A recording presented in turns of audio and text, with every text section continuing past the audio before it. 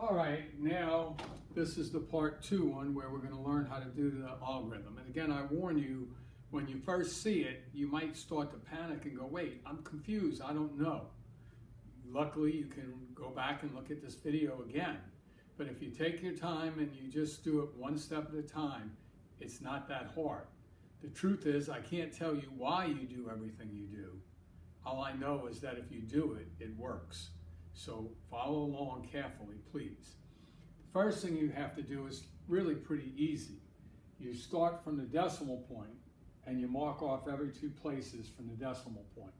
So here's the decimal point at the end, 1, 2, 1, 2, 1, 2.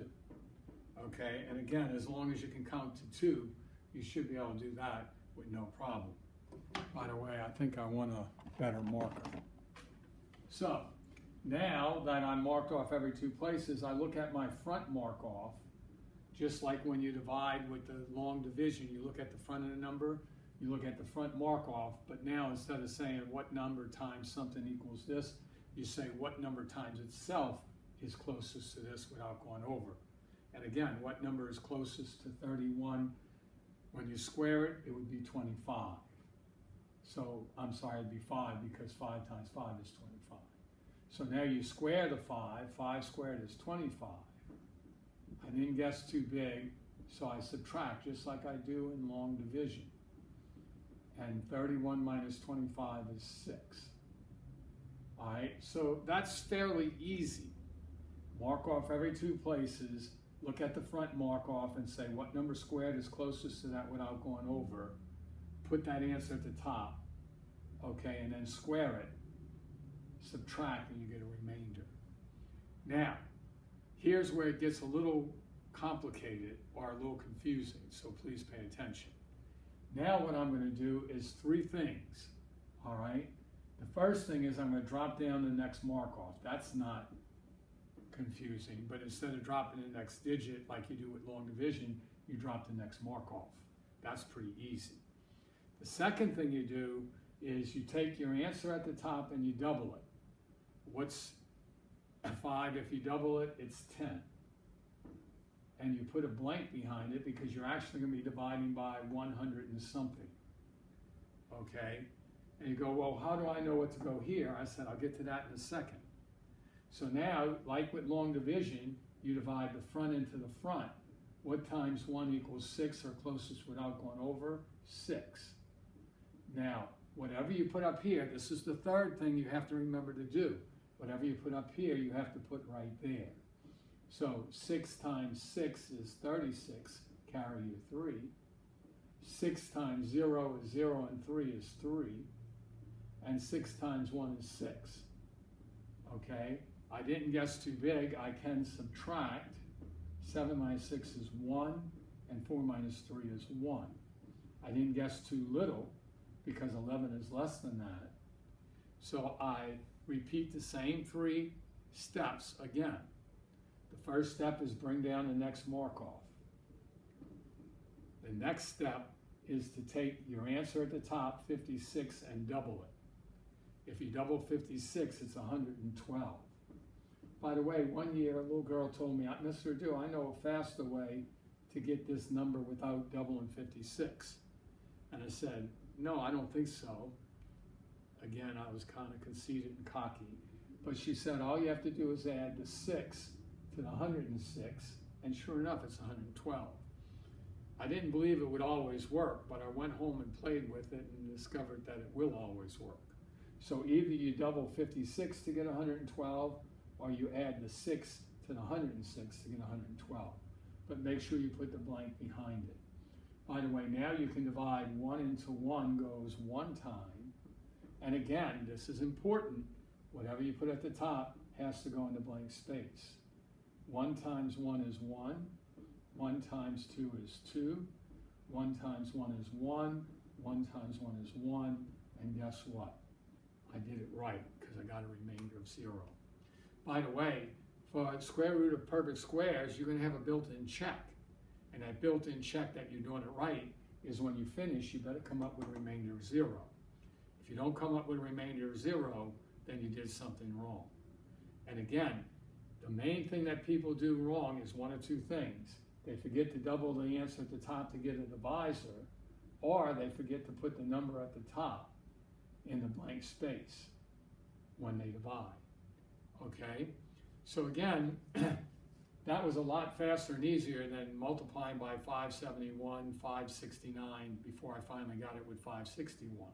All right, so let's look at another one, because it doesn't really sink in when you only do it once. All right, but the beauty is you can do the same one over and over until you finally understand it. But here's another one. The square root of 218,089. Now again, follow along. You might want to copy this down so you can refer to it, or you can always go back and look at the video. First thing is mark off every 2 places from the decimal. The decimal's in the back, so 1, 2, 1, 2, 1, 2. That's very easy. Every 2 places from the decimal. The next thing you do is you look at the front mark off and you say what number squared is closest to 21 without going over. And that number would be 4. And then you square the 4. 4 squared is 16. I didn't guess too big, I can subtract, and I get a remainder of 5. All right, so that's the first part. Mark off every 2 places, look at the front mark off, say what number squared is closest to that without going over, square it, and then you get a you subtract and get a remainder of 5.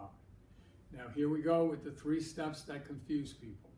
Number 1, bring down the next mark off, not just the 8, the 80, the whole mark off you bring down. All right. Number 2, double your answer at the top. 4, if you double it, is 8. And you put a blank behind it. And then number 3, divide 8 into 58 goes 7 times. And whatever you put up here, you put right here. 7 times 7 is 49, carry you 4. 7 times 6 is 56 and 4 is 60. And I guessed too big. And that's okay. You can guess too big, just erase it. And instead of a 7, try a 6. However, big word of warning here. If I change the 7 to a 6 here, don't forget to change the 7 to a 6 here. Because whatever's up here has to be there. So when this was a 7, you had a 7 there. But if you change this to a 6, you have to have a 6 there. So 6 times 6 is 36, carry you 3. 6 times 8 is 48, and 3 is 51. I didn't guess too big. I can subtract if I borrow from the 8 and make it a 7. 10 minus 6 is 4, and 7 minus 1 is 6. And again, that's less than 86, so I can bring down the 89. So now I start the same 3 process again. Take the next mark off, bring it down. Then get a divisor by doubling 46. And 46 doubled is 92. And if you don't want to multiply 46 times 2 or add 46 plus 46, all you have to do is add the 6 to the 86, still gives you 92. And now you divide 9 into 64, goes 7 times. Okay? But again, you can kind of tell, or maybe not. Let's try a 7. Put a 7 here and a 7 there. 7 times 7 is 49, carry you 4. 7 times 2 is 14 and 4 is 18, carry you 1. And 7 times 9 is 63 and 1 is 64. And what do you know? I got the right answer. By the way, I was going to say since 9 times 7 is 63, it's most probably too close, and 7 is going to wind up being too big. Okay? However, 2 things made me realize that I wasn't going to be too big. The first thing that made me realize I wasn't going to be too big is the fact that, excuse me, I noticed that 7 times 2 is 14. I'd only be carrying 1. 63 and 1 would be 64. So I said, well, maybe not. But the thing that really let me know I didn't guess too big is the fact that 7 times 7 ends in a 9.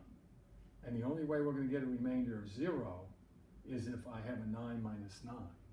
So you see, if I would have said 7 is too big, 6 times 6 ends in a 6, and I wouldn't have got a remainder of 0.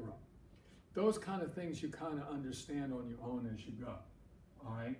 But again, the process, excuse me, might be a little confusing when you first see it, but it's really not that hard after you do it. By the way, one word of warning is, every now and then, it doesn't happen very often, but every now and then, if you guess one number, it's too big, and if you guess the next number, it's too small. And you say, well, that's impossible. In long division, it's not impossible, but in the algorithm, it is possible. And you might say, but how? Because remember, you're not just changing the number up here, you're changing the number here, okay? And again, that might make it too small. By the way, if you have to choose between too big and too small, always choose too small. But again, that does not happen very often at all, but it does occur every now and then. So if you guess too big and then you lower it and then it's too small, stay with the one that was too small. But the beauty is, if you do it right, you'll get a remainder of 0, and it'll give you practice at doing it. By the way, speaking of practice at doing this, your homework tonight is the rest of that sheet, number 10 through 18. And 10 through 18, you must use the algorithm. And again, I warn you, do not use a calculator, because when you come back, I'm going to be checking your answers, okay? And I'm checking your answers now. You're just going to send your answers in to me. But I'll be checking your work when you come back and when school starts again. So the algorithm, all right, is faster and easier than guess and check, but it's not as fast and easy as a calculator.